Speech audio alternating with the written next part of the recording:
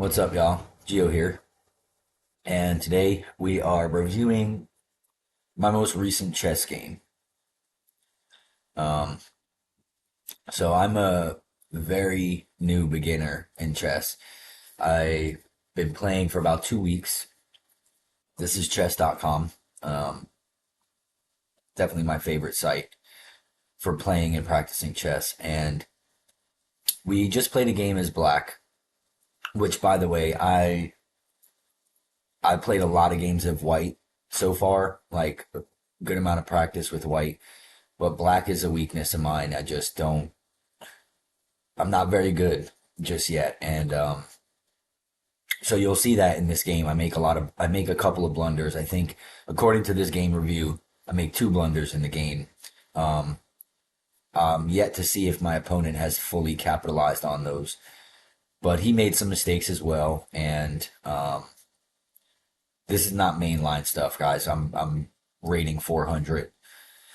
My opponent's rating three something. Like we're both new, clearly. But so he starts off with e4, which is the most common king's pawn opening. The most common white opening in chess is e4, which is this move right here. And we played d6, which is the perk defense, I believe. So usually when I'm playing black, which isn't very often, but when I play black, I like to start with that because it does two things. So we'll go to our move, which is d6. Um, so perk defense, yeah, it's the perk defense. And what I calculate, instead of just matching e5 and blocking off the center, what this does is open up your light squared bishop. If you notice, the queen is here on the light squared bishop. I'm not saying we're going to, launch an attack at the queen this early, but it just opens up for the development of your bishop.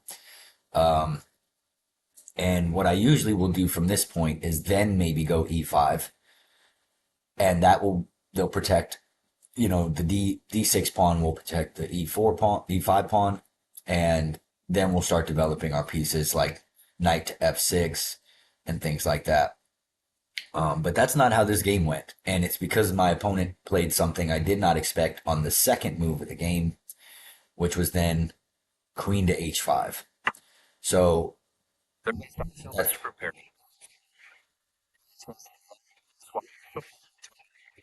right. So what Stockfish I guess is saying is that was an inaccuracy. That was a bad move. And I always believe in the little bit of time that I've been playing chess, there's a lot of people that play like this in these low elo games.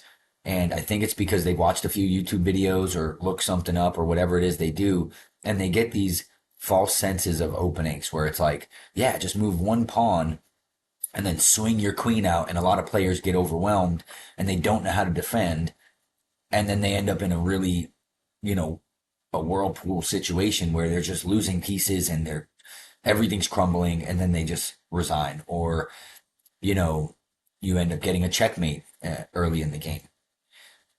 But I've learned that from the first couple of days playing chess.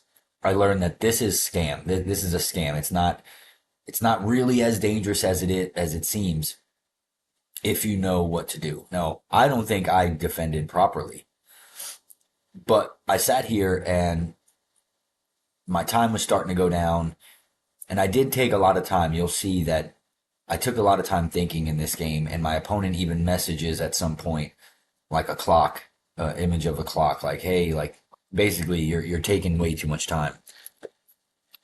But I was thinking about my moves, and I was trying to plan, one or two moves ahead at least for someone as such a beginner. I was trying not to just think small-minded because I wanted to punish this attack.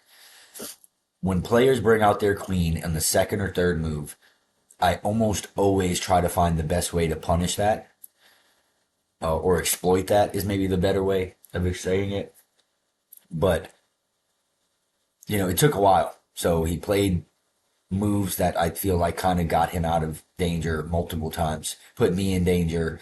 He puts a few checks and things start to get a little bit interesting. And the position that we end up in, which you'll see, is I'm trying to think the best way possible on how to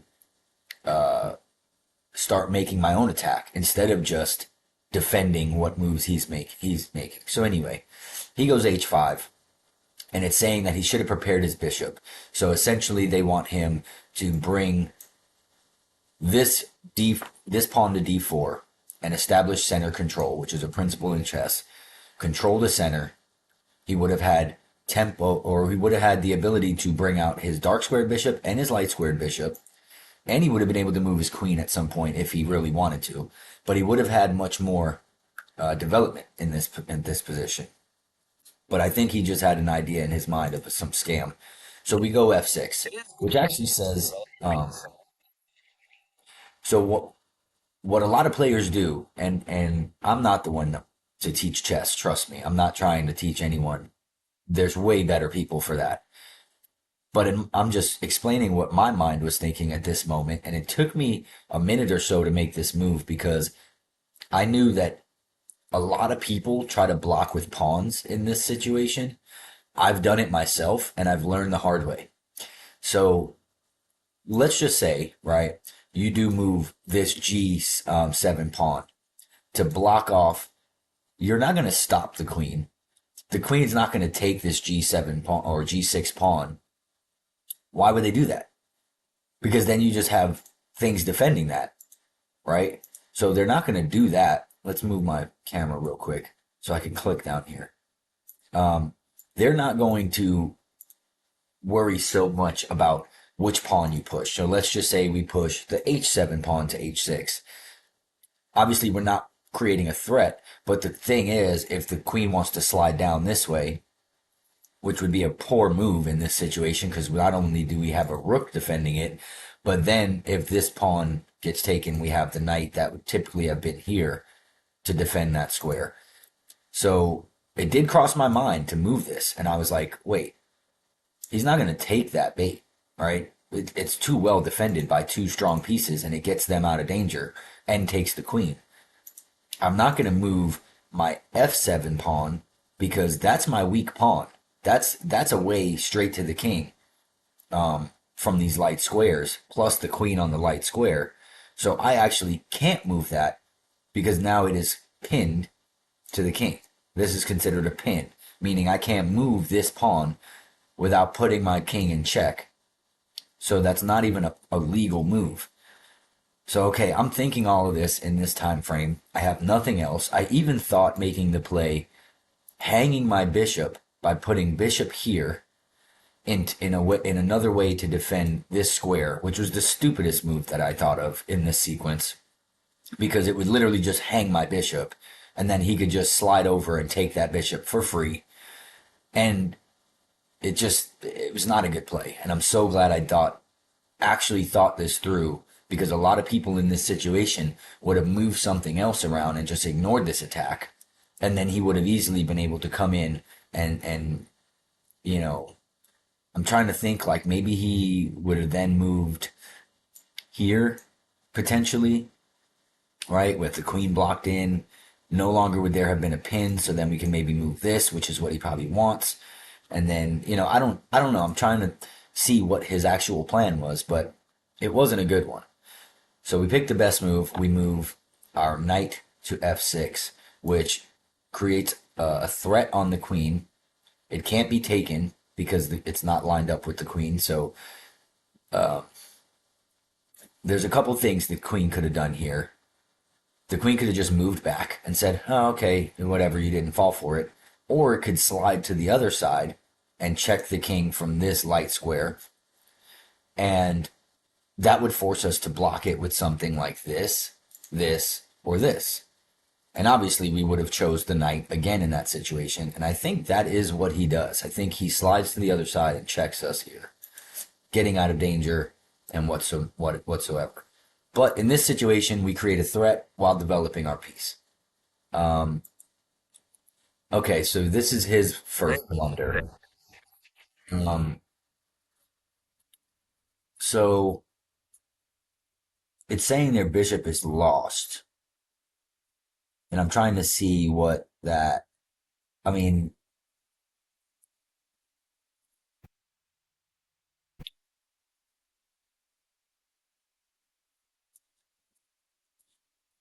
what's the best move there? Well, the best move for him would be to move his queen back, right?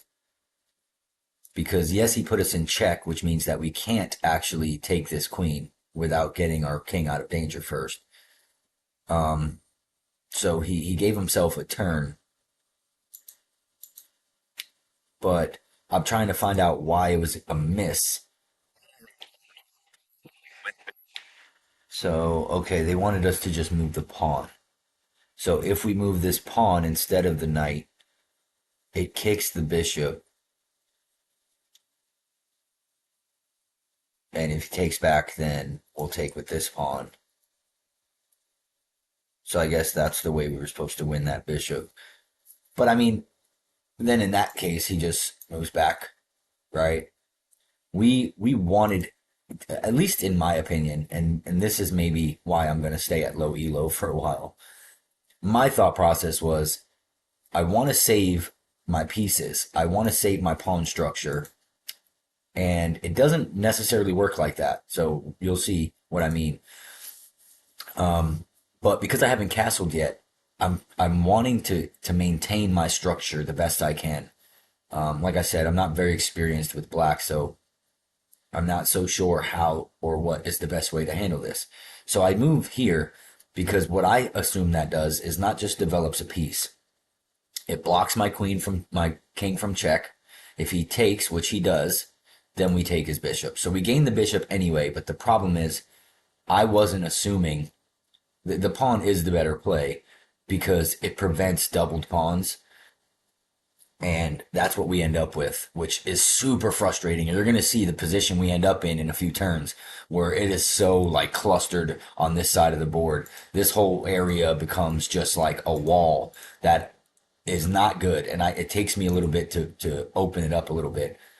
So yes, I agree. The best play would have been to move this C7 pawn and try to take the bishop that way. Because now we take here, right? That's the only way we can retake this bishop, and that doubles up our pawns right here, which is just not good. So yeah, I'm learning as we go. Logical cap. But it doubles our pawns, right? So then he finally moves his queen, and he's still maintaining this. So immediately, what I think is exactly what they say. So we're activating and we're developing our bishop now. We're attacking this queen. It is defended by this knight, so the queen can't capture that without losing it.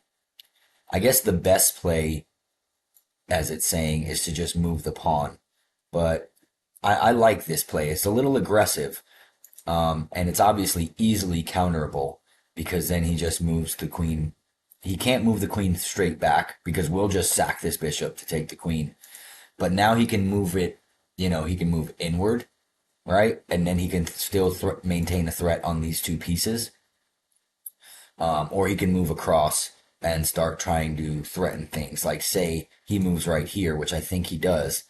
Um, I think that's where he moves. Or, yeah, no, he moves to this square, C3, which is, I guess, threatening to come down this way and and take this pawn, which actually helps us in a way. If he takes this pawn, even though he's threatening the rook, we have our queen to defend it. He does check the king by doing so, but then we just block again with our knight and offer that.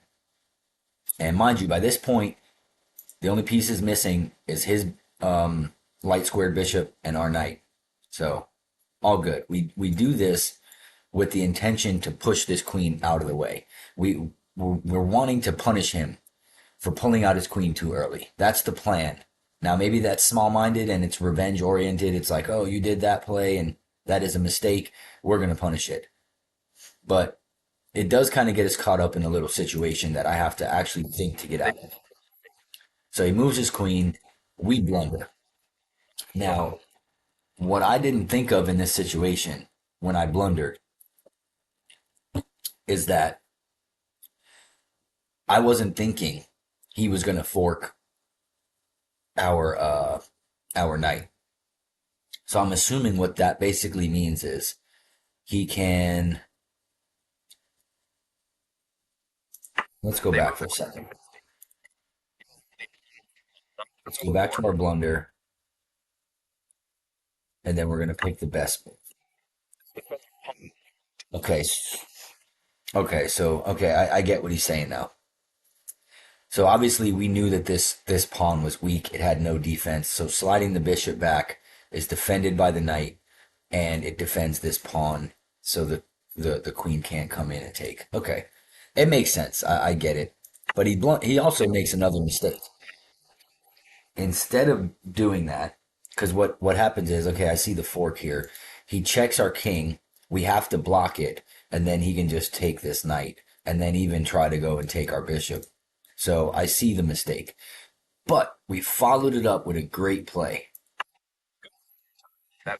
So we escape the pin. It defends our bishop, so he can't slide across and take the bishop, and it defends. Um, I mean, it doesn't really defend the pawn, so the pawn is still hanging. But in my mind, at this point, I'm almost okay with it. Like I started to think, okay, if I get a chance, do I just move this pawn up one and then have this little, you know, trifecta of pawns here defending each other, to where maybe I can start threatening with that, and now there's no longer double pawns. But I didn't like that because it kind of plants the, like I said, I've made a mess of my defense here, and so that knight move was the first move I needed, to kind of build my confidence. And I didn't know it was a great move. I just knew that it was going to defend our bishop and get us out of the pin, and so that's why I did it. But then he checks us, which is obviously he took the hanging pawn. He now has a way to threaten our rook, but we have a queen to protect it, and now we have to defend. So we kind of we kind of blunder the knight here. The only other thought that I could think of is to just try to trade the queens at this point and just block with the queen. That's the only other option I have, other than blundering my bishop instead, which maybe was the better play. I don't know, because we do have the knight defense, and so maybe the bishop was the way to go there. And I'm going to assume that that's what they're going to say. Um, it wants the bishop instead. Forces that. Yeah, okay, I get it. But we made the move we made, and we're living with it. So now he's kicking our bishop. We move. If we just move the bishop here, then I guess that was still a better option. But then he could just move this and continue to attack. So I was trying to just get way out of the way and just kind of reset. But I did block myself in, which is exactly why this move is probably not good.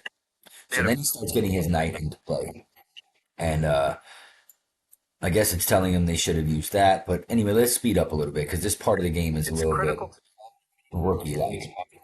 Um, so actually, that was the best. It's saying that was my best move. And my thought process was it develops my rook, it gets my rook in the game. It's not just in the corner under fire from the queen, but it also allows me to lift this rook now and start putting it into play and start making threats. I can easily bring this rook here now and try to trap this queen, and it'll be defended by my knight here. So that was my theory. Now he castles.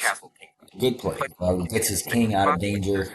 He can kind of see what's going on here, but he castles. So we do actually lift our rook here, and we're trying to gain a little tempo on this queen. So basically now the queen can't take either of these because they're defended by queen and pawn, right? And he can't take this because it's defended. Sorry, it is defended by this knight here. So if he comes inward, it's defended two times there. So we're attacking, forcing the queen to go away, so then we could start developing some pieces. And the next play he makes is c3. He got it out of harm, no big deal. So we decide we're going to double up on the b file. I don't know that this was actually a good play. It says it's good. There was a better play, but At that point, our queen is just blocked in, right? Our queen is not not active. He's got his queen active. We're trying to get our queen in the game. And what this basically does is it defends this rook twice here and here, right? And also just ensures that like, hey, we're going to be able to start firing this. I think this is something they call a battery. So it's two attackers going this way, right? Don't quote me. I've only heard that term. I don't know exactly what it means. Um, so he finally develops his knight, and this is where things start to get a little annoying because what we can do is we could just move. No, not this move. What did I end up doing here? Okay, I go knight e5. So it just wants us to move our pawn a little bit more center there. I kind of agree with that. It's protected by this. Okay, so the pawn was the better move, but we move our knight instead. But bear with me. This knight becomes the most crucial factor of this game. Trust and believe me. And eventually, keeping this knight and not losing it and placing it on the squares that I place it on, leading up towards the end of the game, is crucial. So he plays d4, kicking the knight, no big deal. So we just double up. We say, okay, my whole goal was to save this knight here. Now I could do what most other people would do and just run it away, right? I can move it, say here, but then it's double attacked here. So even though my bishop's defending that square, it's only defended once. You do the math. This square is attacked twice, and it's only defended once, which means we lose that. So we're not going that way. We could just go this way, and that will be protected by our rook, and it'll give us tempo on this pawn here.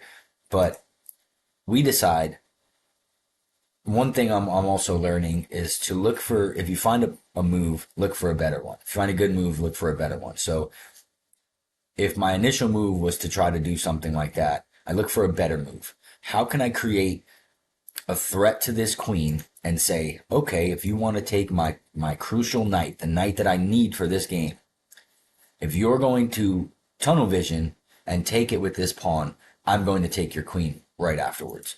And so that's what we did.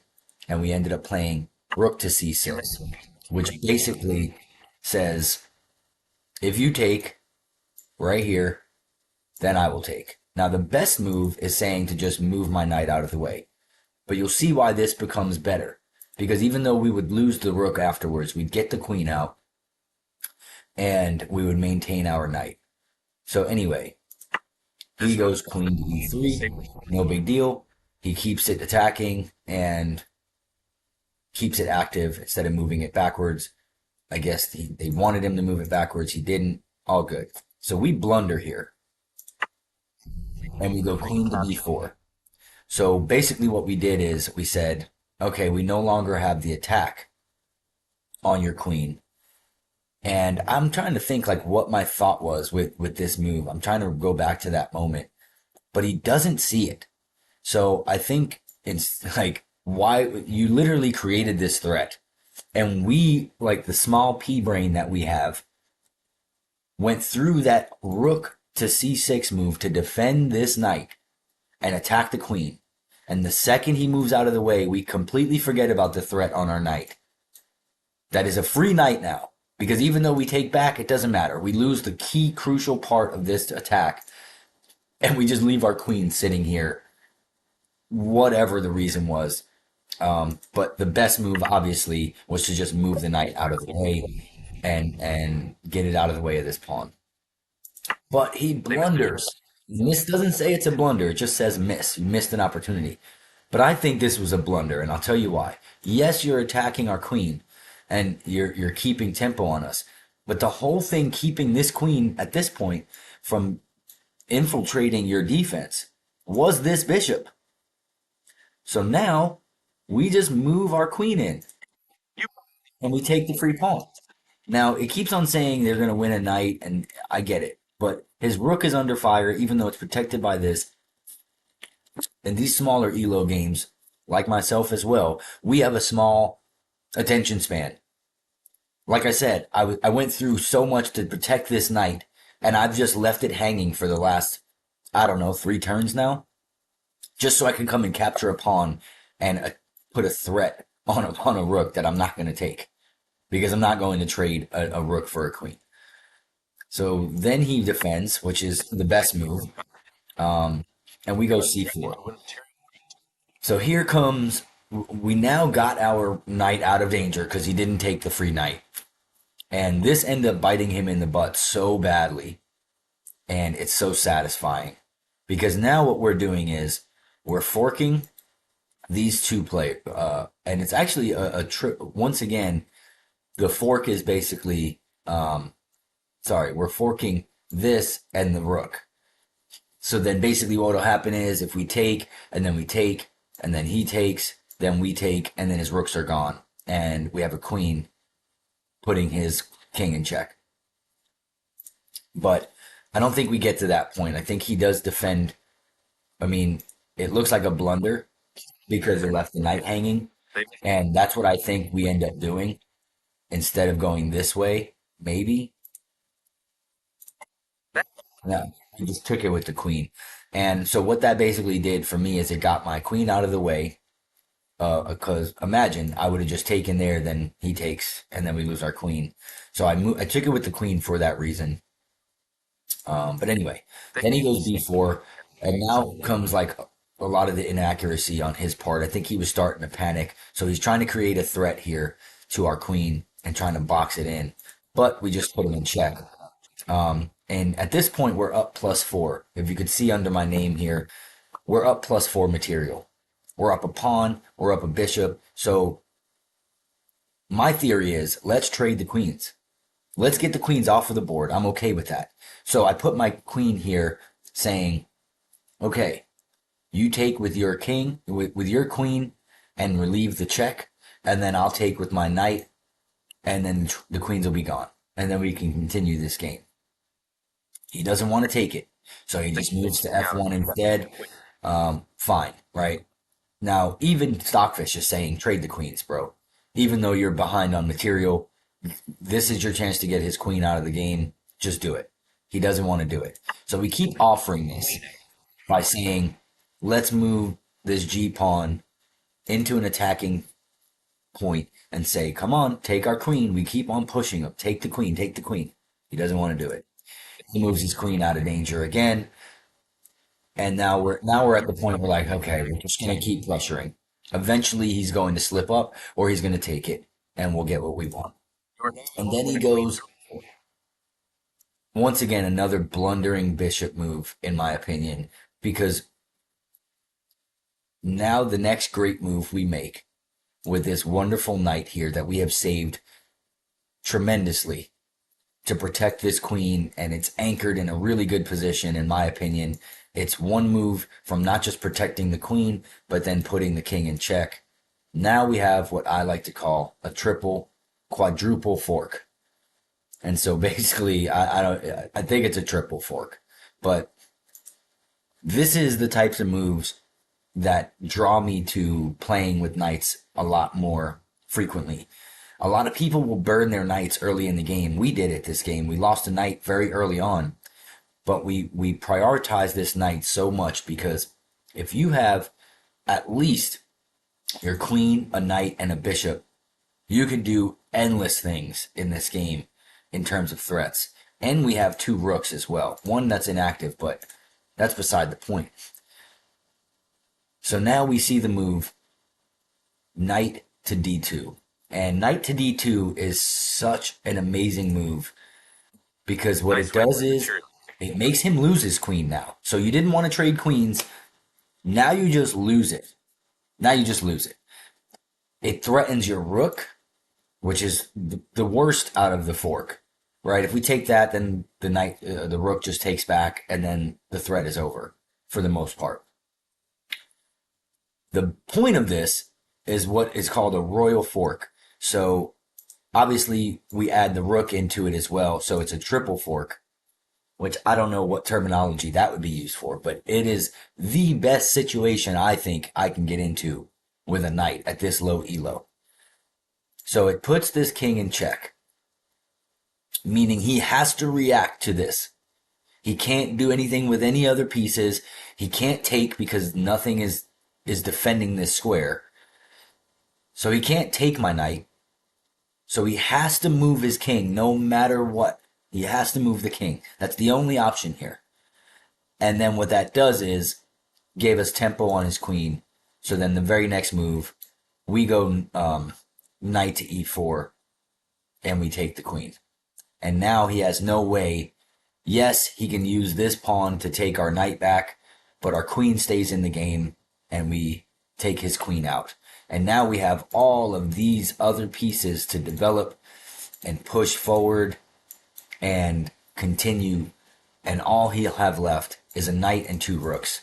Also, after I would make this play and take this, if his next move isn't to just trade this pawn off and take that knight out of the game and then we take, our next move is going to be to set this up on a light square. So because this pawn would move, that would free up this file here.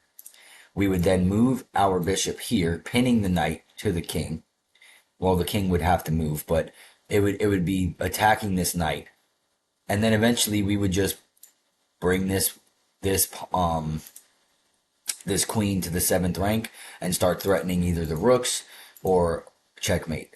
And so, man, what an interesting game.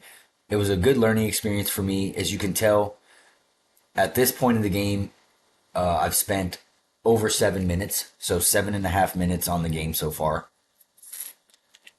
But I had to think, and I had to be, diligent in my moves, especially towards this end of the game. So basically what happens is he then moves closer, thinking, oh, okay, well, I'm going to move closer. It was a forced move, right? So I forgot to mention that. In certain situations, there's a forced move, meaning that there's only one legal move that the king can make or that a piece can make. And because the king could not move back this way because of our queen, and it couldn't move forward because of our queen, it had to move this way. So it had to go to this square, which then completely blocks it from being able to do anything to our queen. And then our knight just gets out of danger. It also couldn't take this knight if it wanted to, because of our queen defending it. So we just we take, and they resign. And what I'll say is, I know it's a long review, and probably some really rookie moves that you can notice in there. But I'll say this: if you're the type of player going back up, if you're the type of player that starts a normal classic opening like this, like e4, and you're doing that not to use the principles of chess, like establishing control in the center, developing your pieces, coordinating your pieces, right? Putting this over here, or even this knight here, developing that to protect the pawn here. Maybe then move this, right? Which is, I think, the other move it wanted to do was d4, right? And then bringing your bishops into play, and then maybe your other knight, and then maybe your queen here. If you're not going to follow the principles of chess, regardless of what elo you're at, this guy maybe in the past couple of games had caught someone off guard with this queen move and won, and so he thought, I'm just going to keep doing that.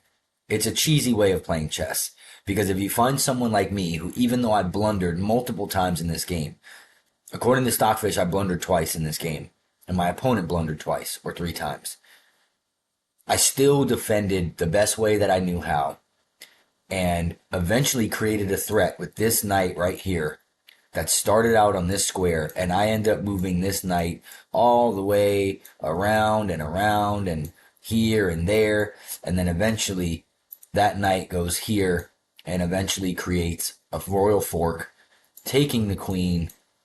And what a game. Just super fun. This is why I like chess. There's so many different variations. There's so many different combinations. There's so many different options. And I don't play super mainline stuff. I'm not the type of person that, as much as I study, and I'll show you right now what I kind of do here. So, learn. If you go to learn And let's say you go to things like openings, right? This what I'm telling you, chess.com has been one of my favorite tools and places to play. Um, I'm so glad I found it and started doing this. But there's videos, right? Now we have watched the Alekhines defense, um, Benko Gambit, Benoni defense, Bogo Indian, Budapest, Caro-Kann, Catalan. These are all videos you can watch to kind of show you how these things are done. You can also just choose to um, to look into them yourself. So basically, what you can do is, if you don't want to watch the video and you just want to like practice the opening and read a little bit of the theory or whatnot, you can click things like this. Sorry, you can click things like openings for white. Click that, right? And then boom, it's going to tell you opening, strategy, tactics, endgame, attacking, all these different things. There's all these things that you can read or look at, learn flanks, I mean, there's so much. What I would say as a beginner myself, I would say stick with one, right? And I know that sounds crazy, but like in anything in life, if you just try to be a jack of all trades, you want to be decent at everything, but not a master of anything. Then what's going to happen is you're going to run into certain people that are going to, especially as your elo starts to grow, you're going to run into these situations where you maybe just got enough to like know this strategy or that, but you're not good enough, and then they're going to exploit the weaknesses and the mistakes you make. Like in that last game, for instance, if my opponent was a little bit more well versed in the moves that I was making, and he didn't try to trap me so early in the game, you know, maybe he would have caught me out, and I would have made a blunder and pushed a pawn in the wrong area, or done, made worse blunders than I already did. And I did realize that the blunders that I made, my opponent didn't capitalize on either of them the way that they should have. They didn't take the knight when it was sitting there hanging for 2 or 3 turns, which ends up being what lost him the game, because he resigned due to that knight taking a royal fork and taking his queen. So, like I said, stick with one. Now, the reason why I play the perk defense, and I'll even play things like the what is it? The dragon, Sicilian dragon, or something like with black. It's very few things that I really branch out with black.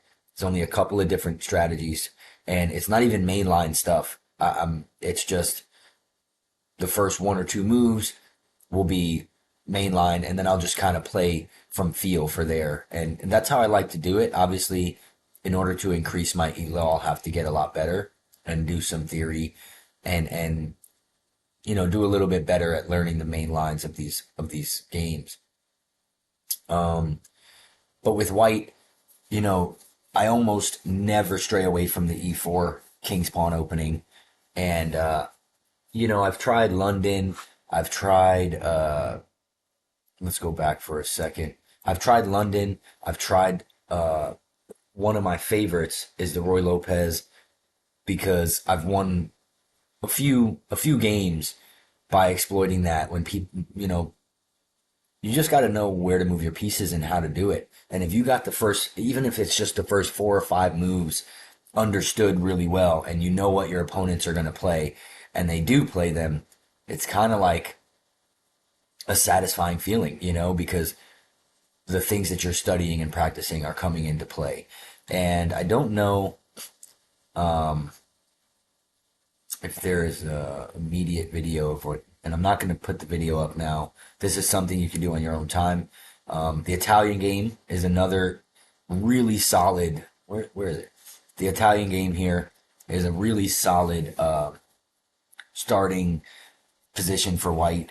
Really powerful, and like it says here, it's played at the highest level still today.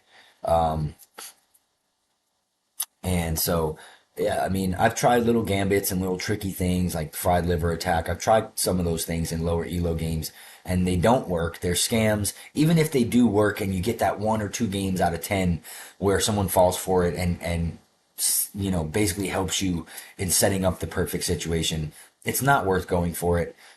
Maybe that one game out of that 10 will be satisfying because you'll get it, but just be principled in your chess. And the best advice I could say, if you're someone like me who's learning and we're taking this chess journey together, trying to increase our elo and our skill level and our knowledge, just be smart. Play smart. You're gonna make mistakes, just like I am. You're gonna blunder. You're gonna learn from those mistakes. You're gonna make choices that you're gonna look back and say, "Man, I shouldn't have done that. I should have done this." Whatever. It's a learning experience. But try to stick with one or two openings that you really like that are strong for either side, and then just study those. And that's what I'm doing now. And hopefully, you can have some fun. We're gonna sign off here now after showing that game. But just remember, if you want to be like Aegon 77777, right? And you want to try to play some scams like game review's not working, but we can do it ourselves just to show what I'm saying, right? If you are the type of person that wants to bring your queen out literally on the second move, and you haven't developed anything, your opponent hasn't even developed anything, all you've each of you have done is move a pawn, and you want to bring the queen out, eventually, even though it took some 20 something moves, we eventually punished that choice towards the end, and how satisfying it was to make this knight takes e4 pawn move, taking that queen with our knight and setting up checkmate. Now, another good thing is don't just review your winning games, right? Review your losses. Review the moment, like, review things that you played really poorly in, and figure out how to do better the next time, where you went wrong. Also, when I was at the end, just one last thing that I'll say could be a good pointer. If you're in a situation like this and your opponent resigns, don't just chalk it up like, okay, I won. That was the best move. Because what happens if he didn't resign? How do you play forward? So I'll look at this position and I'll try to either plug it into practice. So I'll plug this position into the practice mode against a bot that's a little bit higher than my elo. So my elo is 400. I'd probably play against a bot that's at like 800 or 1,000, just so that they can make better moves. You don't want them to just, because, you get it.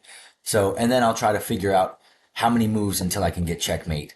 Am I completely winning in this position, or does white have a way out? And will they be able to find a way out at this level? Now we're plus like 16, we're plus 16.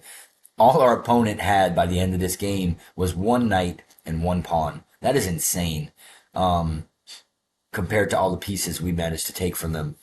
So as much as it's saying we were blundering, we kind of dominated them, to be quite honest with you. But from this point, how would you win, right? If he didn't resign and he goes E1 and then we take with the knight, how would we move forward, right? It's good to kind of say, would you move the knight or the rook here, threatening here and here? Obviously, my strategy would immediately be to trade as much pieces off of the board as possible, since we're so far ahead. But if we could find checkmate, that's good as well, right? So I would assume like this queen here is a really good move, because it checks the king, and the king is forced now to only move to one square, which would be here, because you can't move to either of these squares. You can't take back on the queen because of our knight. So the king would be forced to this square here, and then we can start setting up maybe. So we're here now. Maybe we go rook to the 7th file. They say rooks in this, I don't remember the saying. Basically the 7th rank or the 2nd rank, either way, whichever way you're looking. These ranks here, if the rook is on these squares or on these ranks, it's heaven, right? So you're getting close to really dangerous stuff there. We also have our dark squared bishop that we can pop into the game here. So we could say go bishop to g7, and then take this free pawn. Maybe get this, knight to come out. There's several things we can do. Try to think what else. We can do a lift, so we can move this rook from h8 to g8, and then start getting that rook in the game. We could, like I said, just move our rook straight here, and threaten some pieces here. I mean, we can continue to attack with our knight here. You know, yeah. So I mean, try to find how you would finish the game, even if your opponent resigns, and see how many moves it would take or how long it would take you to notice the win. But anyway, after 45 minutes of me rambling about a rookie low elo chess game, I hope you got something out of it. I'm looking to make a lot more content like this, of my journey in chess. I also play a TCG card game as well that I'll be posting some videos about.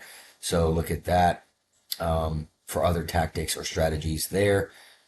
And yeah, appreciate y'all for watching if you did watch. And we'll see you in the next one. Happy chess. Later.